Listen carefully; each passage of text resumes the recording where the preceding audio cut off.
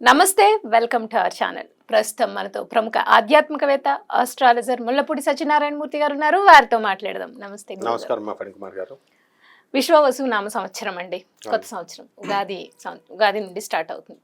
So ఎప్పుడు కూడా అయిపోయిన సంవత్సరం ఎప్పుడు మనం కష్ట నష్టాలు అన్ని అనుభవిస్తాం కాబట్టి రాబోయే సంవత్సరం మీద ఒక హోప్ ఉంటుంది.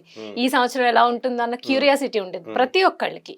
సో అందుకని మనం విశ్వవసు నామ సంవత్సరంలో ఓవరాల్ గా ఎలా ఉంది, అన్ని రాసుల వారికి అందరికీ ఎలా ఉంది అనేది మాట్లాడుకుని దాంతో పాటుగా రాశి ఫలితాలు కూడా చేద్దామండి. ఫస్ట్ ఓవరాల్ గా మీరు అసలు ఎలా ఉందో చెప్పి తర్వాత మేషరాశి వారికి ఎలా ఉందో చెప్పండి గురుగారు. అలాగే విశ్వావసు నామ సంవత్సరం అంటే అందరికీ సంపదలనిచ్చే సంవత్సరం అని అర్థం. సూపర్. అసలు లాస్ట్ ఇయర్ 2024 సంవత్సరం అంటే క్రోధి నామ సంవత్సరం. అందరూ కోపతాపాలతో కోర్టులకి భార్యాభర్తలు గొడవలు జరిగినాయి. వాళ్ళందరూ ఇప్పుడు రీకన్సిలేషన్కి వచ్చేసి ఈ సంవత్సరంలో 50% ఆఫ్ ద పీపుల్, దంపతులు, కపుల్స్ వీళ్ళంతా కూడా కలిసిపోతారు. 50% ఆఫ్ ద సివిల్ కేసెస్ ఇవన్నీ కూడా ఎవరి పొలాలు వాళ్ళకి వచ్చేయడం, హాస్టల్ కోర్టులో కేసెస్ అయిపోవడం జరుగుతుంది. ఈ సంవత్సరం రాజు సూర్యుడు, మంత్రి చంద్రుడు. కాబట్టి ఇంకేం కావాలి మనకి? రాజు కరుణామయుడై ఉంటాడు. అంటే రవి ఇప్పుడు కూడా స్ట్రిక్ట్ గా ఉంటాడు కానీ లోపల చాలా కరుణ ఉంటుంది. అందువల్లనే ఆ సూర్యనారాయణమూర్తి సింహరాశి వాళ్ళు, వీళ్ళకి ఏంటంటే వాళ్ళని ఎదురించకూడదు మనం. అందువలన ఈ యొక్క సంవత్సరంలో మనము ఎలా ఉంటుంది అంటే రాజు మంచివాడై ఉన్నాడు, మంత్రి చంద్రుడై ఉన్నాడు కాబట్టి, మళ్ళీ సైన్యాధ్యక్షుడు రవి అయి ఉన్నాడు కాబట్టి మనం ఈ సంవత్సరం బ్రహ్మాండంగా ఉంటుంది. భూకంపాలు ఉండవు, అస్సలు ఉండవు.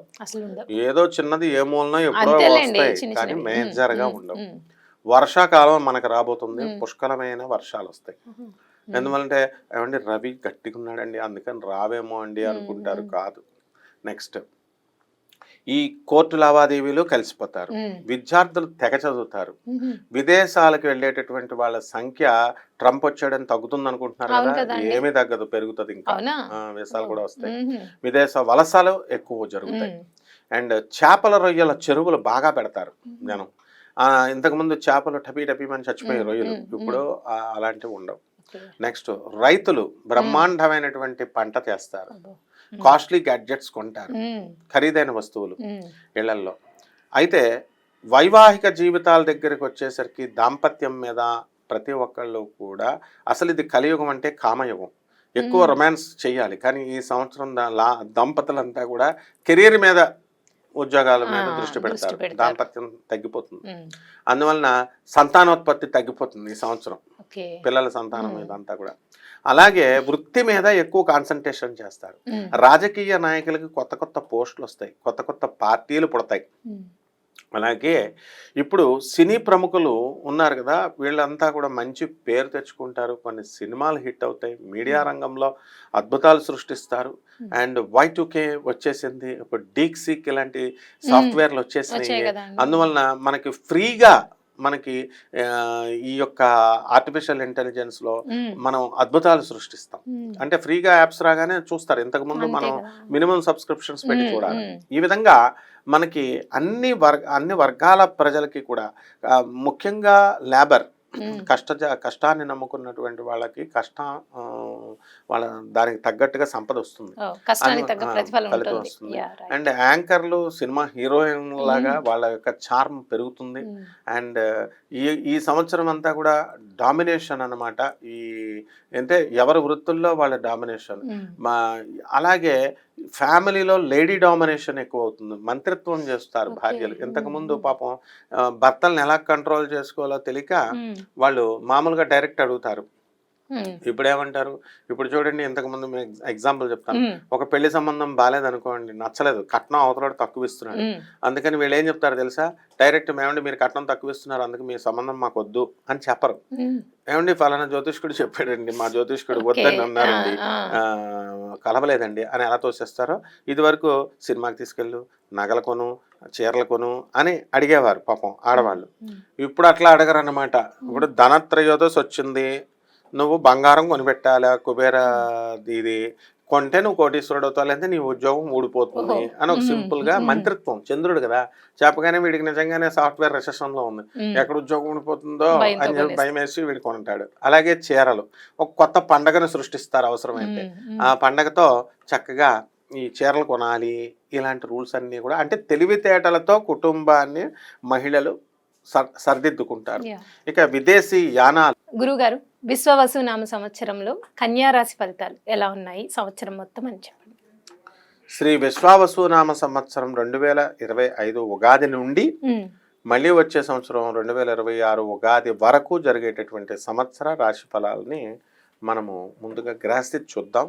ఏ రాశి వారి? కన్యా రాశి వారికి. ఈ కన్యా రాశి వారికి సప్తమంలో ఉన్నటువంటి రాహువు షష్ఠ స్థితిగతుడవుతాడు.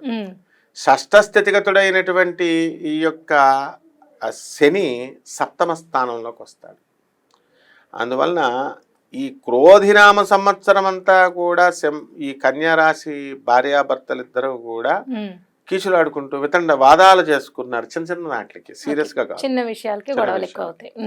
ఇప్పుడు ఆ యొక్క రాహు ట్రాన్సిట్ వల్ల బ్రహ్మాండంగా మారిపోతుంది.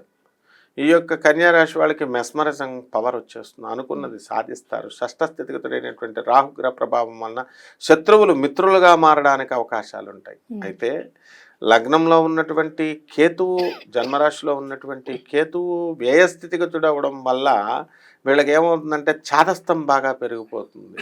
అంటే కడిగిన గిన్నెలే 4 సార్లు కడగడము, అడిగినదే మర్చిపోవడము, ఇలాంటివి జరుగుతూ ఉంటాయి అన్నమాట. అయితే ఇక్కడ ఉన్నటువంటి గురుడు గ్రహము భాగ్యస్థితిగతుడైనటువంటి గురువు దశమంలోకి వస్తున్నాడు. దశమంలోకి వచ్చినటువంటి గురుడు డాంబికమైనటువంటి ఆచారాలను ఇస్తాడు, కానీ లక్ష దోషాలను హరిస్తాడు. కాబట్టి వీళ్ళకి ఆర్థిక పరంగా గత సంవత్సరంతో పోల్చుకుంటే ఈ సంవత్సరం కొంచెం అభివృద్ధి అనేటటువంటిది కనబడుతుంది. అందువలన వృత్తి, వ్యాపార, ఉద్యోగ విషయాలలో మనశ్శాంతి లోపము కాస్త అసౌఖ్యకరంగా, శని ఎక్కడున్నా ఐసోలేటెడ్గా ఒంటరిగా ఉండాలనిపించడం ఇలా ఉంటుంది. అది తప్ప డబ్బు సంపాదన అనే దానిపైన మాత్రం దాని ప్రభావం అనేది పడదు. కాబట్టి బట్టల షాపులు, పచ్చళ్ళ వ్యాపారము, ఎక్స్పోర్ట్స్, ఇంపోర్ట్స్, తర్వాత హోటల్ ఇండస్ట్రీ, పబ్స్, రెస్టారెంట్స్, ఇలాంటి బిజినెస్లు అన్నీ కూడా దూసుకొని వెళ్ళిపోతాయి. మహిళలకు ముఖ్యంగా ఈ యొక్క సప్తమ స్థితిగతుడైనటువంటి శనిగ్రహ ప్రభావం వలన వీళ్ళు ఎంతో కష్టపడి ఆడపడుచులకి, అత్తమామలకి, బంధువర్గాన్ని అంతటికీ కూడా వీళ్ళు చేసినప్పటికీ కూడా వాళ్ళకి తగిన గుర్తింపు అనేటటువంటిది రావదనమాట. అండ్ మోస్ట్ ఆఫ్ ద కేసెస్లో ఈ కన్యా రాశి వారు ఇప్పుడు భార్యాభర్తల మధ్య ఎక్కువగా గొడవలు నడుస్తున్నాయి, కోర్టు వ్యవహారాలు నడుస్తున్నాయి. వాళ్ళు ఈ గదిలో ఉంటే ఇంకొక గదిలో భర్త మెసేజ్ల రూపంలో కాఫీ పంపు, ఇలాగా ఎవరు వంట వాళ్ళు ఫారిన్ కంట్రీస్లో ఇలాగే జరుగుతున్నాయి కన్యా రాశి వాళ్ళకి. ఇవన్నీ కూడా ఇప్పుడు ఈ సంవత్సరం ఫుల్ స్టాప్ పడిపోవడానికి అవకాశాలు ఉన్నాయి. అందువలన ఈ యొక్క రైతుల దగ్గరికి వచ్చేసరికి రైతుల వ్యవహారం అనేటటువంటిది ఇప్పుడు ఇంప్రూవ్మెంట్ ఉంటుంది. రైతులు డబ్బులు బాగా సంపాదిస్తారు, అప్పులు ఇవన్నీ కూడా తీర్చిపడేయడం అనేటటువంటిది జరుగుతుంది. అలాగే ఇనుప వ్యాపారాలు ఇలాంటివి కనుక, ఆయిల్ వ్యాపారాల్లో లాసులు రావడానికి అవకాశాలు ఉన్నాయి. టాటా స్టీల్స్ ఇలాంటి స్టీల్ ఫ్యాక్టరీస్ ఉంటాయి కదా, ఐరన్ అండ్ స్టీల్, ఆ వాటిల్లో షేర్స్ ఉన్నటువంటి వాళ్ళకి వాళ్ళ కోరుకున్న గ్రోత్ అనేటటువంటిది పెద్దగా రాదు. డిసప్పాయింట్స్ దిస్ పర్సన్ అనమాట. సో ఆ విధంగా ఈ యొక్క కిరాణా బిజినెస్లో కూడా బ్రహ్మాండంగా ఉంటుంది. అండ్ ఈ సినిమా యాక్టర్లు, తర్వాత యాంకర్లు, ప్రొడక్షన్ వింగ్, కెమెరామ్యాన్లు, ఈ యొక్క ఫీల్డ్లో బ్రహ్మాండంగా ఉంటుందన్నమాట. అలాగే పెళ్లి కానటువంటి వాళ్ళు ఎవరైతే ఉన్నారో అటువంటి వాళ్ళకి పెళ్ళి అవ్వడానికి అవకాశాలు ఉన్నాయి. సంతానం లేనటువంటి వాళ్ళకి ఐవీఎఫ్ల సహాయంతో అవనండి ఎలాగో అలాగా సంతానాలు కలగడానికి అవకాశాలు ఉంటాయి. ఆ విధంగా ఈ యొక్క రాశి వారంతా కూడా, ఈ కన్యా రాశి వారు నిశ్చితార్థాలు ఇవన్నీ కూడా పెట్టుకోవడం జరుగుతుంది. అంటే వివాహానికి తగ్గట్టుగా మళ్ళీ అంత ఖర్చు చేసి మరి మనకి ఈ యొక్క నిశ్చితార్థాలు అనేటటువంటి జరుగుతాయి. ఆదాయాలకు పోటీగా రెండు కూడా బరాబర్ సమానంగా ఉన్నాయన్నమాట. ఆదాయ వ్యయాలు అయినప్పటికీ కూడా ఖర్చు ఎక్కువగా వీళ్ళు పెట్టడం అనేటటువంటిది ఉంటుంది. రాజ్య పూజ్యత ఎక్కువగా ఉంటుంది.